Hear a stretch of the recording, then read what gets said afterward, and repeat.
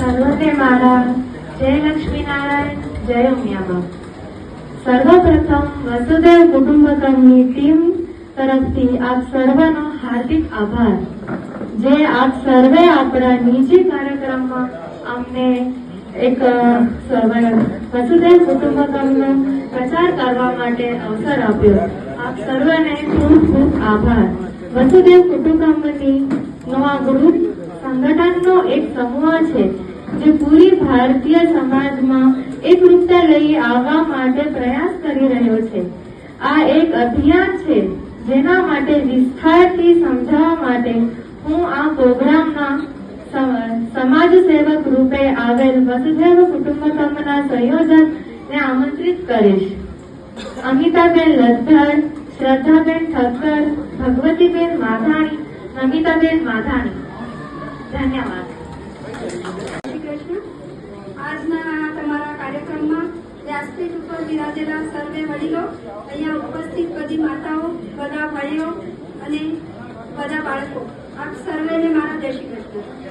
તો વસુદેવ કુટુંબકમ એ ગ્રુપ છે. વસુદેવ એટલે આ વસુંધરા પર આપણે બધા એક જ છીએ, આપણે બધા એક પરિવાર છીએ. તો એક નાનું એવો ફક્ત ઓમ નાદનો આપણો એક જે આપણે કહી શકીએ કે એ વસ્તુ ઉપર જ ફક્ત આપણે ફોકસ કરવાનું છે. આપણાથી જો શરીર સ્વસ્થ હશે તો આપણે શારીરિક રીતે કોઈને મદદ કરી શકશું. જો ઠાકોરજીની કૃપા હોય તો તમે આર્થિક રીતે ખૂબ સદ્ધર હો તો તમે આર્થિક રીતે પણ લોકોને કામ આવી શકો છો. પરંતુ સમયનું દાન દેવું, ઈશ્વર બધાને 24 કલાક સરખા આપ્યા છે. એ તમે ક્યાં ઉપયોગ કરો છો એ તમારા ઉપર. તો સમયનું દાન દેવું એ ખરેખર અઘરું છે. મને કોઈ કહેશે કે આજે અહીંયા જવાનું છે, મારી ઇન્ટરેસ્ટની વસ્તુ હશે તો હું તરત હા પાડી દઈશ કે હા ચલો ને આપણે જશું. પણ કોઈ કહેશે મને 2 કલાક સત્સંગમાં જવું છે, મને નહીં હોય તો હું 10 બહાના બતાવીશ, આજે આમ છે, આજે તેમ છે, મને નહીં ફાવે. તો આમાં આપણે સ્વકલ્યાણથી શરૂઆત કરવાની છે અને વૈશ્વિક કલ્યાણ તરફ આપણે દોટ મૂકવાની છે. તો આમાં બેસિકલી તમારે ઓમ નાદ કરવાનો છે. એક જગ્યાએ બેસીને નિરાંતે, સ્વસ્થ ચિત્તે, સ્વસ્થ મને.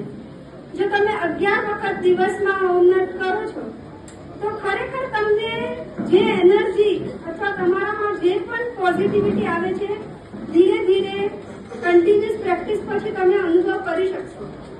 અને આ વસ્તુ એક દિવસમાં થવું પોસિબલ નથી.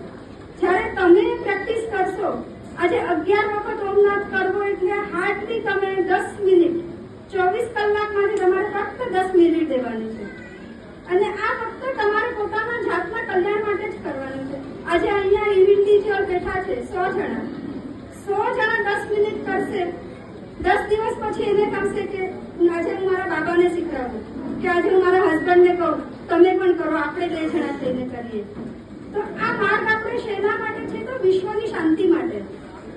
આજે પહેલા જયારે એકત્ર કુટુંબ હતું ત્યારે મને નથી લાગતું કોઈને ડિપ્રેશન આવતું હતું કે કોઈને કોઈ વાતે બહુ અકળામણ થતી હોય ને તો વડીલો સામેથી સમજી જતા, બેટા શું થાય છે. પણ આજે પેરેન્ટ્સને પણ નથી હોતો સમય કે તમે છોકરાઓને બેસીને પૂછી શકો, અને છોકરાઓ પણ એટલો કમ્ફર્ટમાં નથી કે આપણે મા બાપને આપણા પ્રોબ્લેમ્સ કહી શકીએ, કારણ કે દરેક જણ પોતાનામાં બિઝી છે. હવે જે આ વસ્તુ તમારા માટે તો ભલે નહોતી, પણ કદાચ થોડી વસ્તુ એવી હતી કે અમારા માટે પણ નહોતી, કે અમારે પણ સ્ટ્રગલ કરીને ભણવું પડતું હતું. ભણવા માટે પણ કેમ થતું હતું કે ચલો 3-4 ભાઈ બહેન છીએ, હવે હું જ પેથોલોજીસ્ટ થઈ, ડોક્ટર થઈ.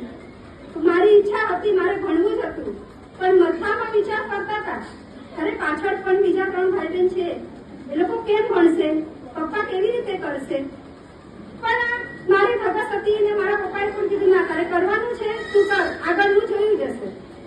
એવી રીતે આજે પેરેન્ટ્સ પણ એટલા સમજદાર નથી બતાવવા માટે, અને છોકરાઓ પણ નહીં. પેરેન્ટ્સ આજે ફક્ત પૈસા ખર્ચવા તૈયાર છે, કારણ કે હવે બધા પાસે આર્થિક સદ્ધરતા આવી ગઈ છે. પણ જે જીવનના મૂલ્યો છે એ એકલા રહીને ધીરે ધીરે ઓછા થતા જાય છે.